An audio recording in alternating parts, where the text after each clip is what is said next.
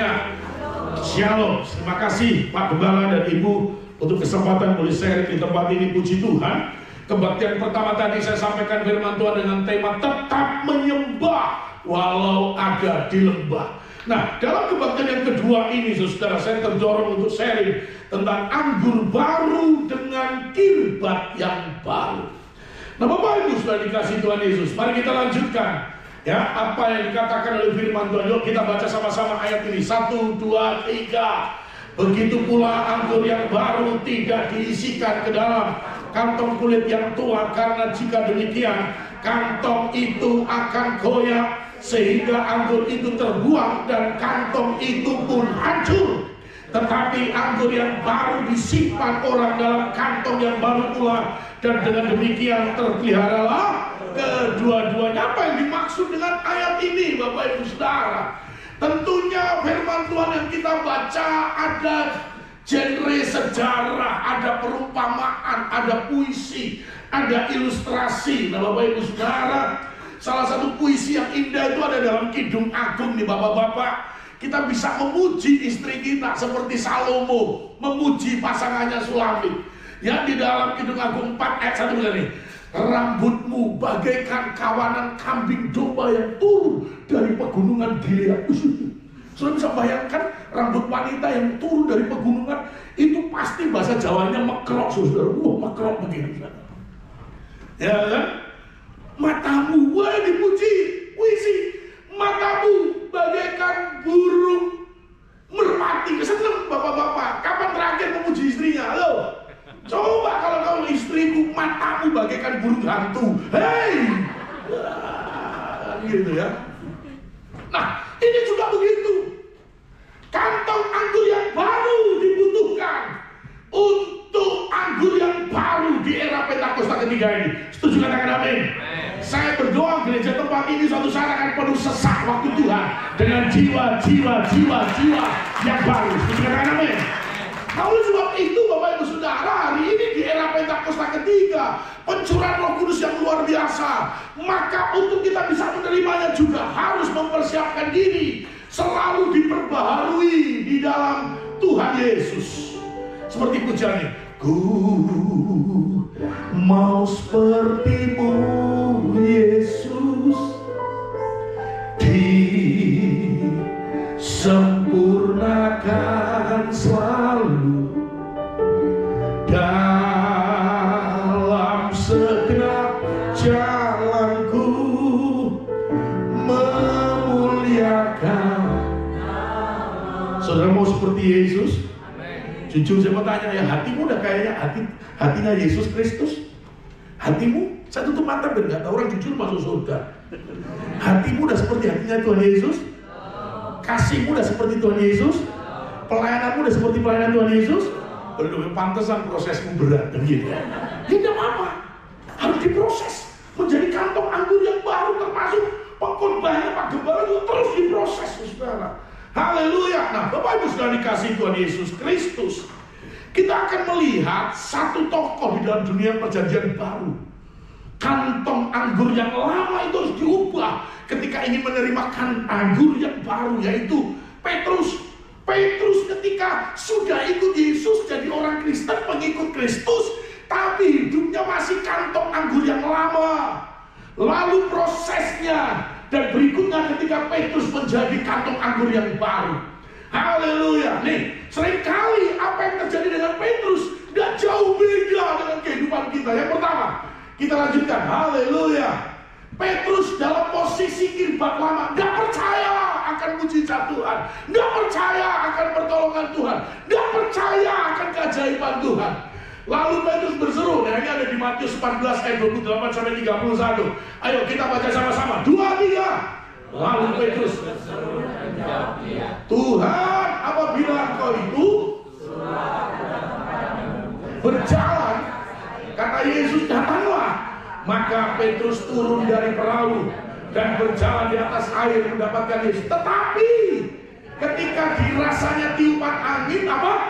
Takutlah ia dan mulai tenggelam, lalu berteriak apa? Tuhan, tolonglah aku. Segera Yesus menurunkan tangannya memegang dia dan berkata, hai orang yang kurang percaya, mengapa engkau bingung? Apa yang dimaksud dalam konteks ayat ini?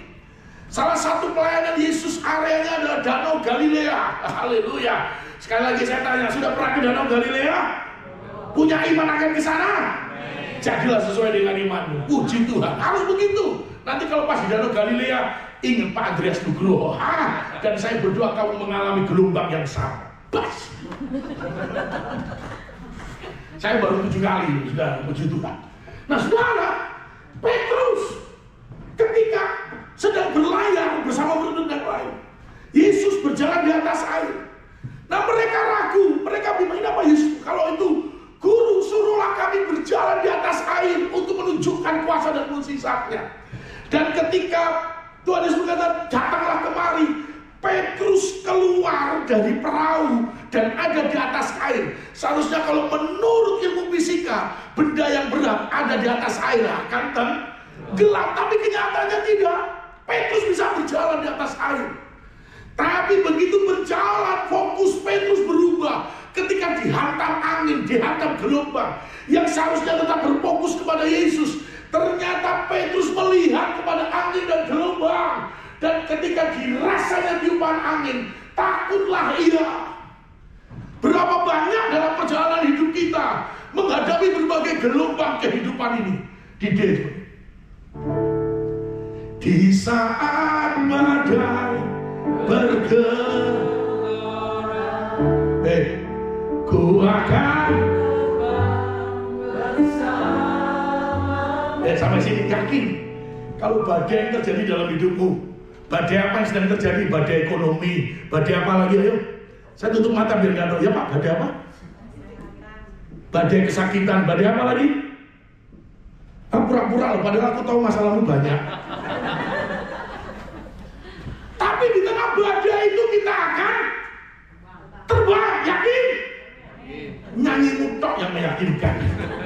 Tapi realitasnya kadang-kadang kita kayak Petrus, takut. Halo, mau berkat yang kecil atau berkat yang besar? Oh, pantesan masalahmu besar dan badaimu juga besar. Manifestasi dia, karena sedang ada dalam badai yang besar.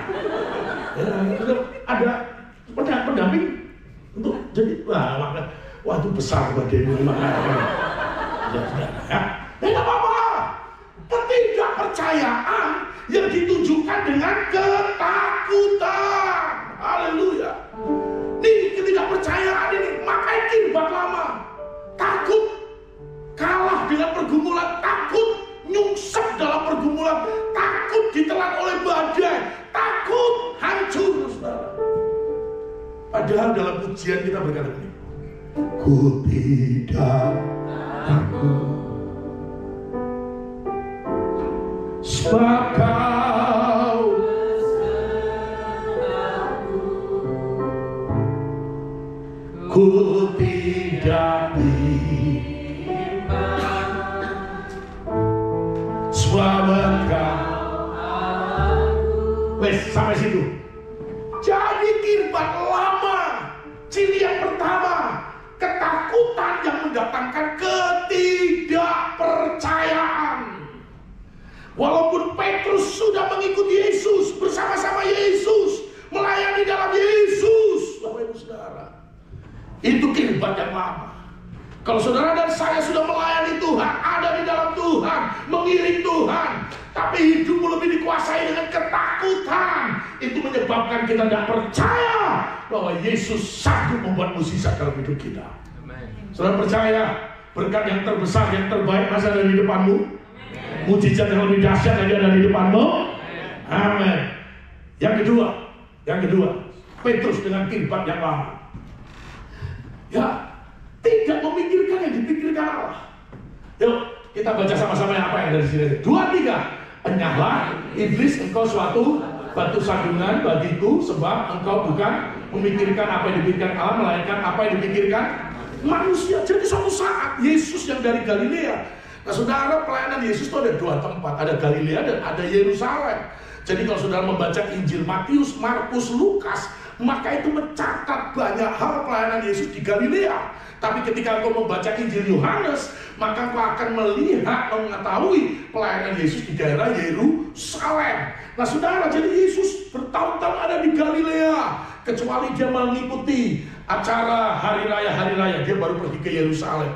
Nah karena dia tahu udah waktunya dia harus pergi ke Yerusalem untuk menggenapi misinya, menebus dengan cara penderitaan, dengan cara penyiksaan, dengan cara hal-hal yang mungkin tidak bisa diterima oleh manusia.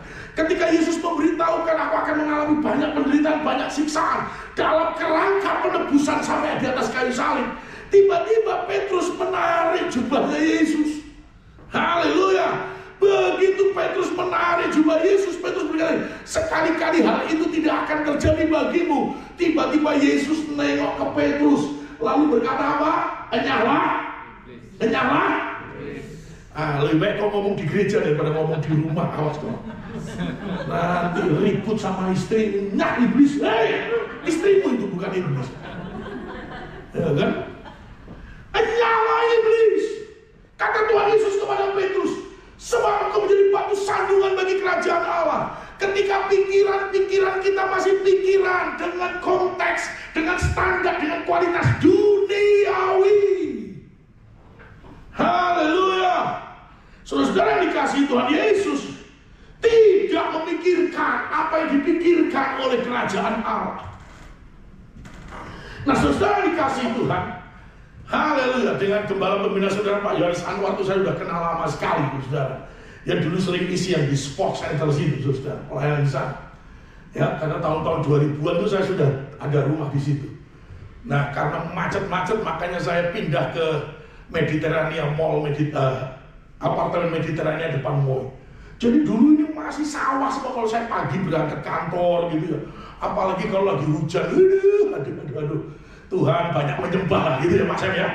Banyak menyembah kita di mobil 2 jam bayangin. Sini Kelapa Gading di LC7 kan. Saya full timer Paniko saudara ya, baru 27 tahun. Haleluya. Ketika pikiran kita masih pikiran duniawi. Nanti gimana? Nanti kata orang. Nanti gimana respon orang? Pikirkan perkara-perkara yang di atas, sebab itu juga perintah Tuhan. Filipi 4 ayat 8. Dalam setiap peristiwa Alkitab ngomongin, pikirkan yang benar, pikirkan yang suci, yang mulia, patut dipuji, dan sedap untuk didengar. Dalam setiap peristiwa, jujur saya mau tanya, dalam kehidupan saudara, kadang-kadang saudara merespon dengan senang, ada nggak yang dalam peristiwa-peristiwa dalam hidup, ada yang merespon dengan senang? Ada ya? Ada tiba-tiba dapat berkat, senang apa susah kalau dapat berkat? Dapat promosi, senang apa susah? Naik jabatanmu, senang apa susah? Dapat uang tak terduga, senang apa susah? Ditipu temenmu, utangmu nggak dibayar-bayar. Nah, itulah manusia loh. Padahal firman Tuhan berkata, mengucap dalam yang enak-enak, yang baik buat kita saja, mengucap syukur dalam. Kasih tahu kanan ini, ngomongmu aja itu. Ku bersyukur,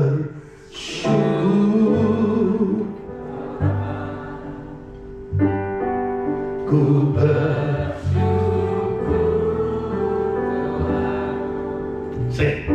Enak gak enak mengucap?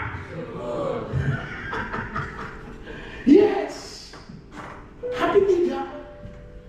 Kadang-kadang kita memilah dengan pikiran kita. Yang ini cocok bersyukur, yang ini cocok menggerutu. Tapi semua saya lihat Bapak Ibu di sini baik-baik semuanya. Kalau di gereja. Pikirkan yang benar.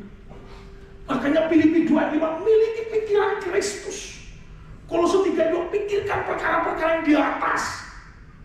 Kalau pikiran kita benar, percayalah, sekalipun itu gak enak, pahit, ya, pahit, sulit, apalagi sakit, oke? Pengalaman mulai terus. Pahit, sulit, sakit, apalagi, ayo? Rumit, nah satu lagi, sembelit. Tetap pikirkan perkara yang benar. Itu perintah. Sebab kalau tidak, kita tidak memikirkan yang dipikirkan oleh Allah. Yang ketiga, haleluya. Haleluya. Yang ketiga, lanjut. Kirbat lama, roh doa memudar.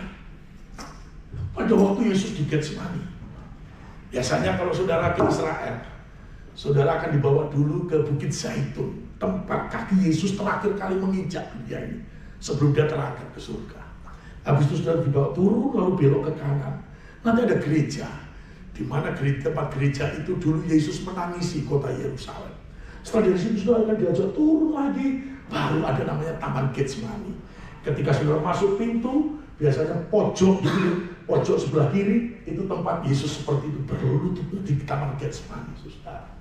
Jadi pada waktu itu Yesus sedang berdoa di Taman Getsemani, 3 kali dia berdoa.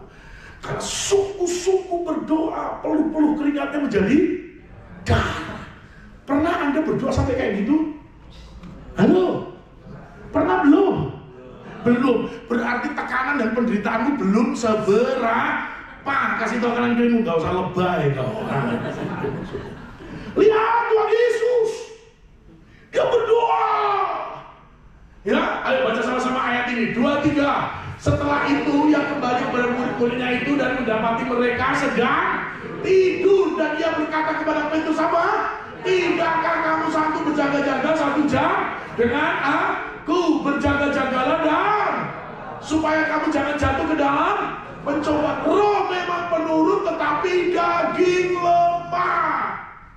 Pendeta, saya sehari berdoa 3 kali. Oh iya? Luar biasa kau. Iya, doa makan pagi, makan siang.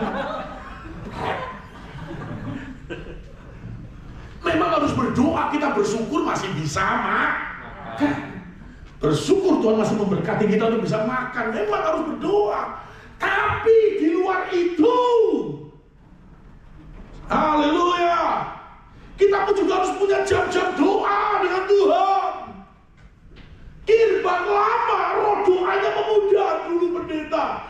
Waktu banyak tekanan pendeta, saya banyak berdoa. Terus sekarang tekanan udah agak berkurang nih pendeta, jam doa juga kurang.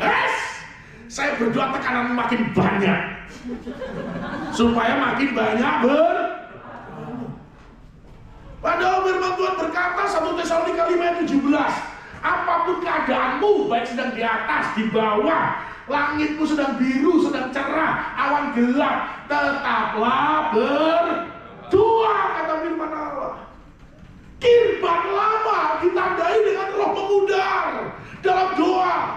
Saya kalau berdoa Pak Pendeta, malam itu berdoa, aminnya besok pagi. Tidur kau. Yang tersenyum itu pengalaman. Bapak Ibu Saudara, ayo anak Tuhan. Ketika roh doamu hari ini udah mulai lagi kayak dulu Pak Pendeta. Dulu saya gak ada yang nyuruh, gak ada yang mendorong, gak ada yang apa. Tiba-tiba dari dalam hati saya terdorong untuk berlutut menaikkan doa-doa. Tapi hari ini Pak Pendeta kayaknya kehidupan itu sudah tidak ada lagi. Kirbat lama. Haleluya. Mohon maaf saya agak keras, gak apa-apa ya Pak Gembala ya. Ini anak-anak Tuhan yang dewasa itu harus siap makanan keras. Mur, batu, perak. Haleluya. Roh doanya memudar. Yesus berdoa dengan murid-muridnya tidur. Mungkin saudara juga punya banyak alasan, capek, bekerja dan sebagainya. Tapi jangan tinggalkan kehidupan doa. Kalau saudara mengabaikan kehidupan doa, tidak punya lagi seperti tadi pagi saya sampaikan. Apapun yang terjadi tetap melekat kepada Tuhan. Setuju dengan amin? Tetap berdoa di depan Tuhan. Yang tidak mungkin jadi mungkin karena doa. Yang tidak ada menjadi ada karena doa. Yang mustahil jadi tidak mustahil karena doa. Karena saya tetap percaya firman Tuhan. Doa orang benar besar kuasanya. Setuju dengan amin? Pernah gak doamu dijawab Tuhan? Pernah ya? Percaya ada juga doamu yang belum dijawab Tuhan, ada gak? Ada, sabar, semua indah pada waktunya. Seperti pujian. Bila kau izinkan sesuatu terjadi, ku percaya semua untuk kebaikanmu. Baik, sampai situ. 3,5 tahun Israel mengalami kekeringan zaman Elia. 3,5 tahun. Tapi Elia berdoa. Doa pertama nggak ada jawaban, nggak ada perubahan. Doa kedua nggak ada jawaban, nggak ada perubahan. Doa ketiga nggak ada jawaban, nggak ada perubahan. Mungkin hari ini kau seperti itu. Sudah berdoa ke pendeta belum, nggak apa-apa, jangan menyerah. Ya kan? Terus berdoa sampai pintu surga terbuka. Elia itu doa yang ke-7 baru ditujukan awan sebesar telapak tangan. Tapi bagi Elia cukup. Itu tanda dan berikutnya hujan lebat terjadi. Ayo, banyak. Ya, Lukas 18 juga begitu. Jangan jemu-jemu berdoa. Orang yang siang malam berseru, Tuhan tidak akan mengulur-ulur waktu untuk menolongnya. Jadi hari ini kalau kau berkata udah gak mungkin lagi, udah gak bisa lagi, akan terjadi karena kau punya kehidupan doa. Yang keempat, Petrus itu. Yang keempat ini kirbat lama, melukai orang. Waktu Yesus habis doa di Getsemani, Yesus ditangkap. Ayo baca sama-sama ayat ini, 2, 3. Lalu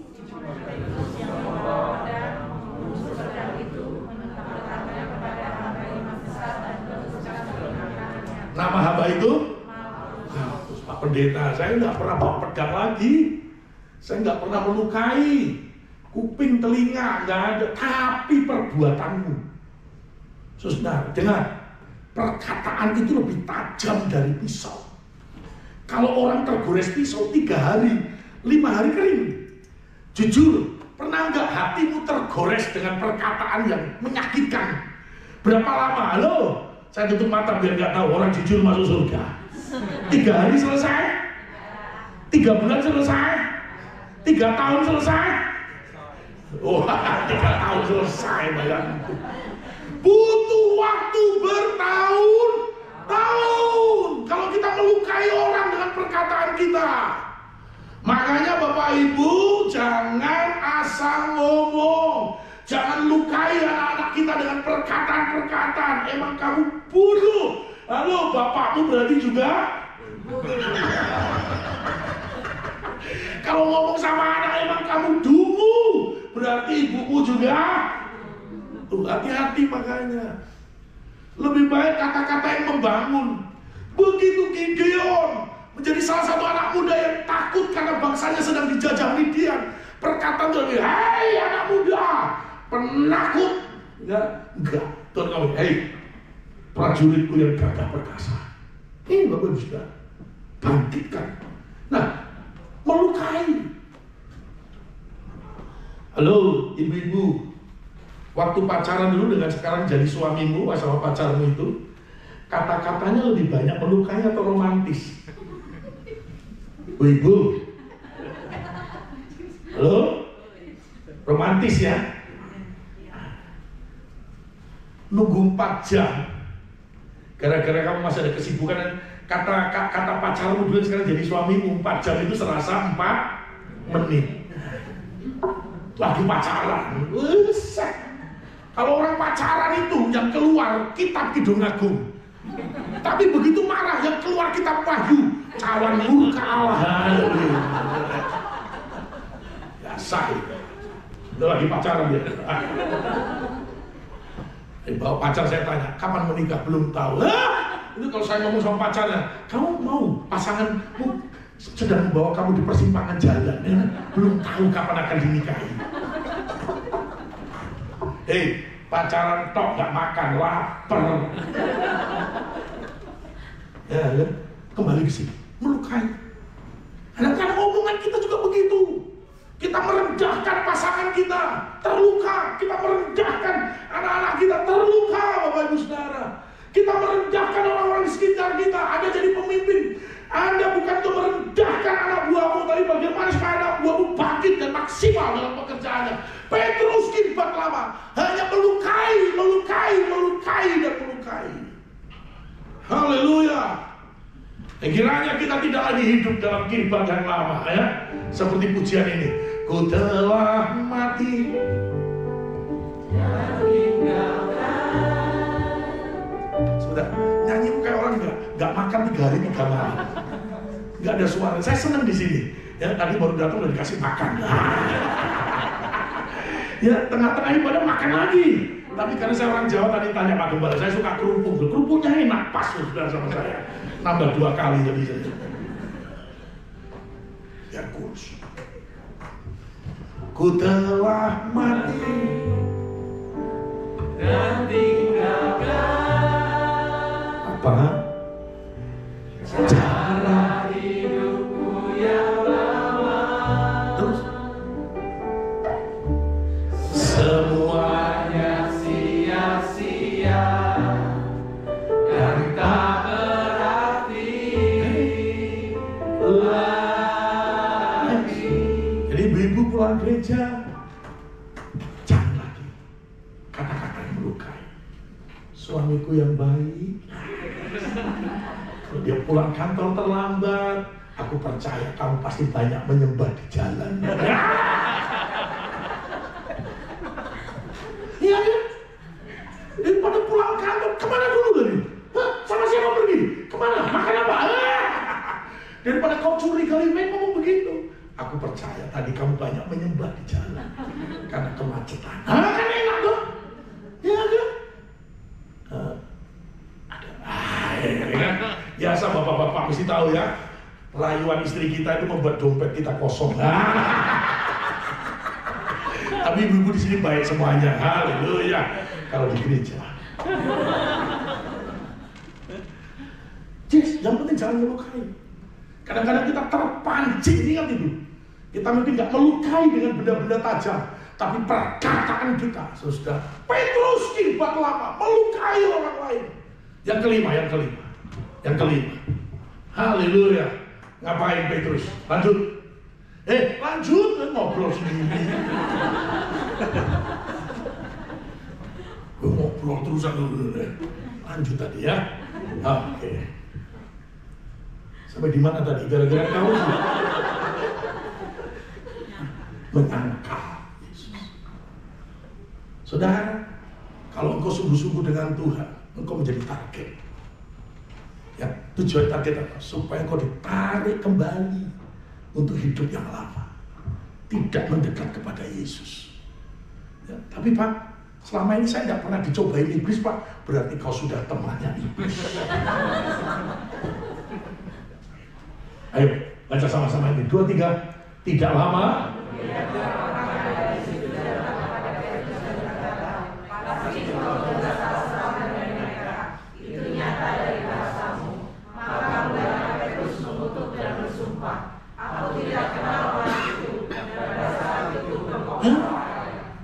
Jadi ternyata orang-orang Galilea itu punya cengkok ngomong kayak orang Sumatera Utara, orang Padang, ya kan? Orang Padang beda lagi sama orang Jawa, ya kan? Kalau orang Jawa diinjek kakinya, mas kakiku keinjek. Lalu daerah tertentu Sumatera Utara, mata kau. Nggak mungkin orang Jawa lembut matanya, nggak ada. Nah, Petrus dari gaya bahasanya itu jelas kamu dari Galilea, kamu bersama-sama dengan Yesus. Tapi lihat jawaban Petrus. Mulailah Petrus apa? Mengutuk dan bersumpah untuk yang ketiga. Aku mengutuk dan bersumpah tidak kenal Yesus. Saya mau tanya sama saudara, Petrus kenal Yesus nggak? Kenal Yesus biasa atau luar biasa? Ya, luar biasa atau sangat luar biasa? Sangat luar biasa. 3,5 tahun udah sama-sama Yesus. Sama juga di antara kita. Sudah berapa lama jadi orang Kristen, tapi apa yang kita buat, apa yang kita lakukan, tindakan-tindakan kita seolah-olah kita tidak mengenal Yesus. Padahal kita tahu perintah berkasihlah Tuhan Allahmu dengan segenap hatimu, jiwamu, akal budimu, kekuatanmu. Semua hidup kita harus pergunakan untuk mengasihi Tuhan. Setuju katakan amin? Tapi seringkali yang terjadi, kita menyangkal Yesus, pola pikir kita, respon kita, sikap kita, seolah-olah kita tidak mengenal apa yang diperintahkan oleh firman Tuhan. Haleluya. Saya tahu ini kan jalur padat, nggak tahu sekarang ada tol. Dulu ini sih. Terus saya pun juga kadang-kadang harus tetap ingat firman Tuhan. Ya kan tiba-tiba ada orang motong saya, saudara kalau enggak, emangnya kau doang yang laki-laki? Ingat anak tuh. Kadang-kadang saya cuma berpikir kayak tadi aja. Mungkin istrinya mau melahirkan, jadi dia butuh. Gitu aja. Kalau enggak mungkin dia lagi cari toilet, makanya gini-gini. Udah. Gitu aja saudara, jadi enggak marah, kita enggak emosi. Emang kau aja punya mobil, aku pun juga bisa kejar-kejaran. Kayak yang sering terjadi di Reels gitu kan. Jangan saudara.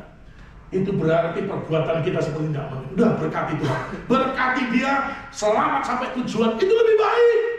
Jaga hati. Haleluya. Kalau utangmu nggak dibayar, jaga hati. Tuhan berkati dia, berkati berlimpah-limpah gitu. Daripada kau kutukin, mati kau. Perbuatan kita menyangkal Yesus. Hati-hati. Nih, kirbat lama. Lanjut. Nah, bagaimana supaya menjadi kirbat baru?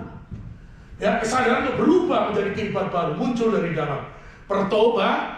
Tadi dalam Matius 26 ayat 7, ketika ayam berkokok, Petrus sadar, Alkitab berkata, menangislah Petrus sejadi-jadinya. Halo ibu-ibu, saya mau tanya, pernah lihat suamimu menangis? Enggak. Pernah lihat gak suamimu menangis? Pernah kau apain?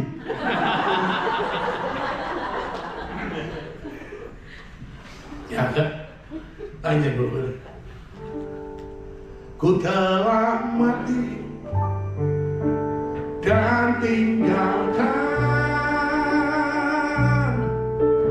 cara hidupku yang lama. Semuanya sia-sia dan tak berarti lagi. Kita bertobat. Ada dua pertobatan.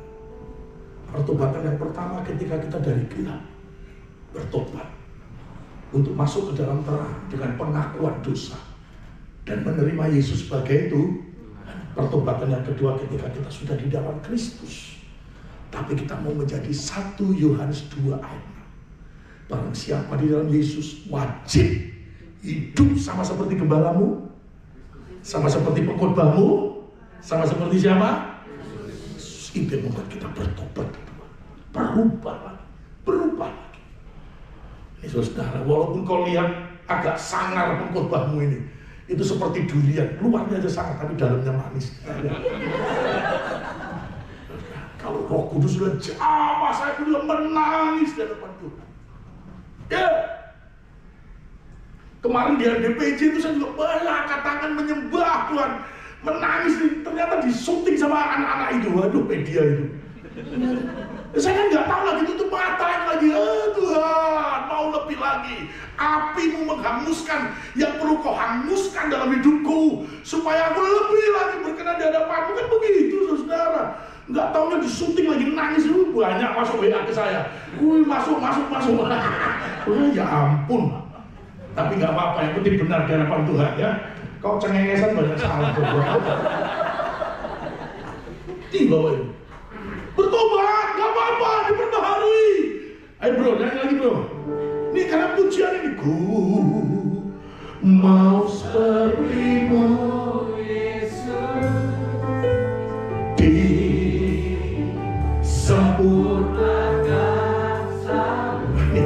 Proses disempurnakan. Kadang-kadang kita nggak sesuai apa yang terjadi dengan hati kita. Tapi kita mau bertobat, ya Tuhan, aku mau mengikut Engkau, ya Tuhan. Aku mau membuat keputusan yang sama dengan firman-Mu, ya Tuhan.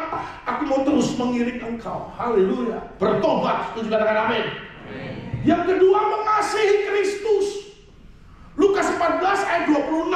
Kalau kita tidak menempatkan Kristus bahkan di atas nyawa kita sendiri, Petrus berkata, kau tidak layak jadi muridku. Haleluya. Bapak Ibu saudara dikasih Tuhan, harus mengasihi Kristus menjadi fokus yang utama. Iya, terutama di dalam hidup ini, tinggikan nama Yesus. Sampai sini, yakin hidupmu yang terutama meninggikan nama Yesus? Yakin dah? Amin. Muka orang gak makan 7 hari 7 malam. Harus mengasihi Tuhan lebih dari segalanya.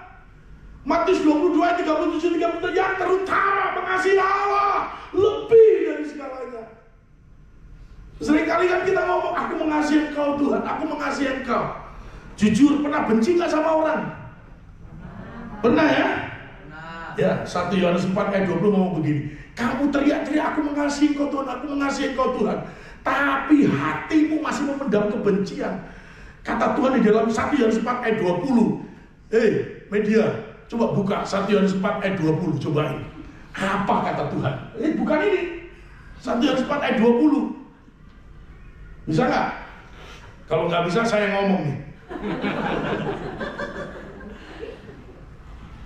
Nah, yuk baca sama-sama 2, 3. Jikalau seseorang berkata ya, tetapi ia membenci, maka ia adalah pendusta, karena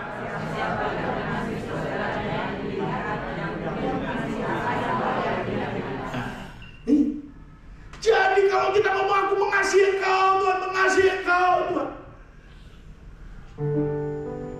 aku mengasihi Engkau Yesus. Nah, sampai sini. Tapi hatimu ada kebencian. Itu Alkitab kata pendusta, pembohong, penipu. Bahasa Yunaninya margabus. Itu bahasa Sumatera Utara, Pak. Bahasa Korea Utara. Istri saya orang Sumatera Utara, Boru Manurung, jadi saya tahu. Manurung. Margabus. Kasih tahu kanan kiri, jangan ada dusta di antara kita. Sik. Kalau mau mengasihi Tuhan gak boleh ada ayo kasih dari dalam hatimu, gak ada lagi. Walaupun kamu disakiti, dilukai, harus pokoknya tetap mengasihi Tuhan dan tidak ada kebencian. Yang ketiga, doa dengan bertekun. Untuk bisa menjadi firman Tuhan, kita harus punya kehidupan doa. Kisah Rasul 1 ayat 14, mereka bertekun dalam doa. Saudara, saya mau tanya, saudara mau dipakai Tuhan atau pakai hantu? Ayo. Yakin?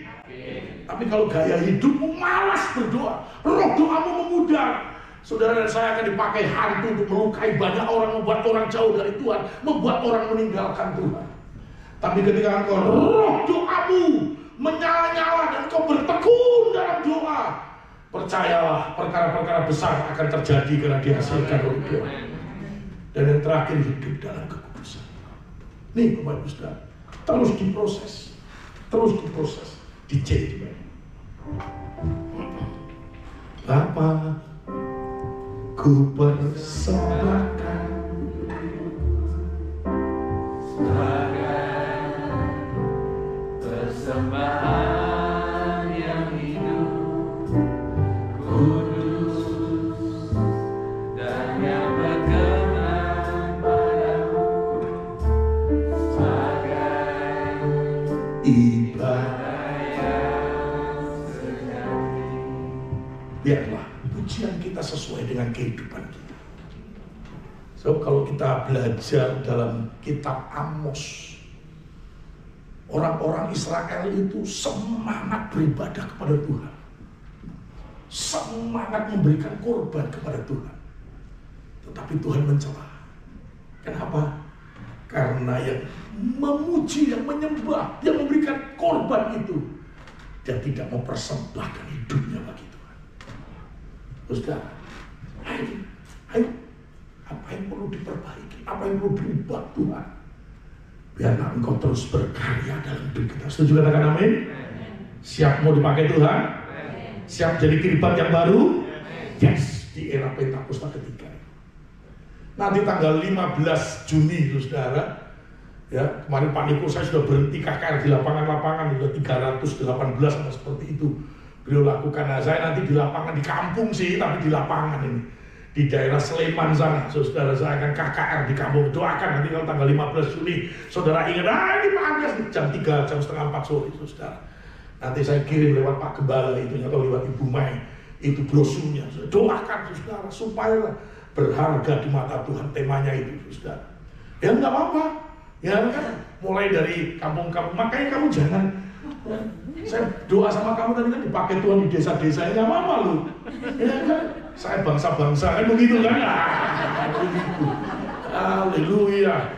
Ini nggak apa-apa desa-desa tapi di lapangan bro. Ya kan, saya udah beberapa kali KKR di apa nih, aula desa lah, di gor, di mana saudara, ya nggak apa-apa. Bahkan saya di tempatnya Pak Gembala ini di Kalimantan Barat ini di pedalaman-pedalaman nggak ada lampu. Kalau malam kalau tidur di sana, saya waktu itu safari Natal, saya mandinya pun di hotel bintang 1000. Tidak ada dinding dan atap, semua bintang di langit kelihatan. Hotel bintang 1000. Kau pikir? Ini mohon maaf nih. Saya di pedalaman Pak. Dari Ngabang itu saya jalan kaki 3 jam setengah. Selesai ibadah, diajak makan. Nanti Pak Pendeta kita makan bersama-sama. Kalau makan bersama-sama kan di sini prasmanan, apa kan? Ternyata tidak di sana, saudara. Itu nasi, lauk semua dengan satu tampah begini. Satu tampah, makan bersama 20 orang tangannya sama-sama masuk begini. Makan bersama-sama. Ini apa-apa, itu di desa-desa pedalaman. Serius, kau pikir? Saya udah pernah naik bukit-bukit, kok nggak nyampe-nyampe. Di mana Pak? Tempatnya itu Pak di balik bukit. Ternyata bukit berbukit, saudara. Udah turun naik mobil, naik kapal masuk ke dalam 2 jam lagi, jalan kaki lagi 3 jam.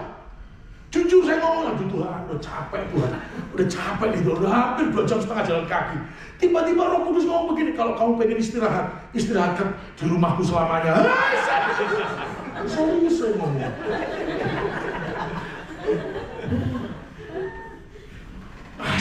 Lain lagi. Iya, kadang-kadang ini pastori, ini tempat tidur pantai. Saya kalau di sini kan hotel enak kan gitu ya. Tapi di pedalaman nggak ada hotel, saudara. Ini tempat tidur bapak, saya tidur blok nih, bantalnya itu kayak 3 tahun nggak pernah dicuci. Tapi ya Pak, apa-apa lah, harus tetap. Nanti kapan-kapan kalau sini Pak, saya akan khotbahkan Lukas 14 ayat 33, cocok ini model-model. Salah satu murid itu nggak boleh menuntut haknya. Saya juga diberkati saudara ketika mendalami Lukas 14 ayat 33. Nggak punya hak lagi. Haleluya, haleluya. Ini supaya kudus hati kita, pikiran kita, saudara. Haleluya. Itu di daharin itu yang tadi saya bilang itu. Bu, mana toiletnya di belakang Pak? Empang, makanya kan malam-malam saya kasih makan ikannya, besok pagi ikannya gantian saya makan. Coba kalau ibunya nggak ngomong ikan dari mana, dari empang, saya nambah 3 itu. Karena gurih loh, semua digoreng. Begitu dia ngomong dari empang selesai. Udah cukup aja. Nambah Pak Pendeta cukup. Pantesan gurih. Semua sukacita, hidup dalam kekudusan. Haleluya. Ayo lanjut. Apa yang terjadi dengan Petrus? Nah, berkorban dengan berapi-api. Seperti kemarin sampai kalau Pak Niko ketika dia yang tadinya Petrus itu, kamu kan muridnya, aku nggak kenal. Kamu kan muridnya, sumpah nggak kenal. Kamu kan dari gaya bahasa, aku mengutuk dan semua nggak kenal. Sekarang dia berani tampil. Saya berdoa di tempat ini juga begitu. Setuju dengan amin? Berani tampil untuk bersaksi. Nggak usah khotbah kayak pendeta hari ini. Bersaksi aja 4 hal yang kau saksikan. Hidupmu sebelum sama Yesus. Sebelum bersama Yesus, hidupmu gelap apa terang? Sebelum sama Yesus, hidupmu gelap apa terang? Mesti tegas ini. Gelap biasa atau gelap banget? Iya kan? Sebelum sama Yesus gelap hidup kita, dikuasai dosa. Yang kedua, peristiwa yang membuat engkau mencari Yesus. Kadang-kadang ada satu kejadian, ada satu peristiwa yang membuat kita gak sadar bahwa peristiwa itu harusnya mendorong kita untuk mencari sumber jalan keluar. Siapa namanya? Yesus. Baru yang ketiga pertobatanmu, dan sekarang yang keempat, hidupmu bersama Yesus. Ada perubahan gak? Dikit apa banyak? Banyak. Ya berarti dulu kamu banyak dosanya. Ya nggak apa-apa. Yang penting sekarang. Ayo saksikan. Paulus dalam Kisah Rasul 22:4 nggak malu. Dulu aku penyiksa, penangkap, menyeret orang, memasukkan orang ke dalam penjara. Bahkan aku membunuh orang. Paulus dulu. Tapi setelah ditangkap Yesus, sekarang aku membela Injil, membela Yesus. Khotbah berapi-api. 2. Orang lumpuh disembuhkan. Yuk, tanda-tanda ini menyertai orang siapa yang mau dipakai Tuhan? Percaya bisa dipakai Tuhan? Yes, Tuhan gak lihat masa lalumu, tapi Tuhan lihat hari ini dalam kehidupan. Saya kira percaya mujizat masih ada. Paulus si pembunuh, hanya dengan sapu tangannya saja orang lumpuh berjalan. Kisah Rasul 19 ayat 11-12. Coba saudara pegang sapu tangan pemain keyboard. Mereka yang tertawa ya, bukan aku ya. Berikutnya terakhir, kiribat baru. Siapa yang mau jadi kiribat baru? Mari kita tundukkan kepala.